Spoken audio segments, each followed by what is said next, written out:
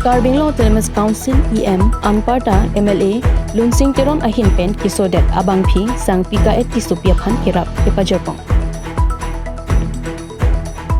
Lasonsi non malom Facebook achatai long inut Rosmika Tungjangpi Abangphi Amina Facebook page long inut Kesodet Abangphi Sangpi ka Tissopi aphan hospital pen ahem an kipali ponji aphan pura rong siara tum jae ason hibukar bak pen kipon alam arjan social media chatai long pipon lo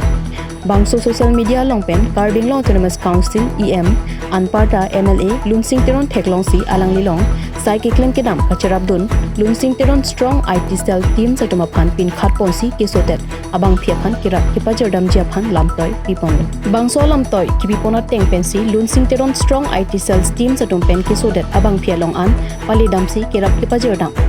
lapen Kesodet Abangphi Anparta hemtuni siatwa phan aning pathedi kangpon jongdame bangso lemtem singnar ahawara long kido bang pharoi si sose aradatum penang anani pentame lapuson akisung aningkan ningkan phodera phisidame bangso hawaratum kimesana towar chihilat longle mesen mejet hordun longle lapen kimesen alang kijun dun longle ajoksi lapuson akisung pen chetong ponanglo halapu social media chatai long kipipona lamar jana long kaningje kelada puthak dia johang ponsi kisung det ahem tunatum ahin pen Karbinglo Autonomous Council EM Anparta MLA Lunsing Teron aphan ka churupajir ponsi bangso ahawara long akisung pen nang pajok konvek thapusi Karbinglo Autonomous Council CEM Anparta MLA Dr. Tuliram Ronghang lapen Hauragat LEC MLA Lunsing Teron Anparta teams Karbinglo Autonomous Kawar Cholangpon News Desk Report Northeast 24/7 Karbinglo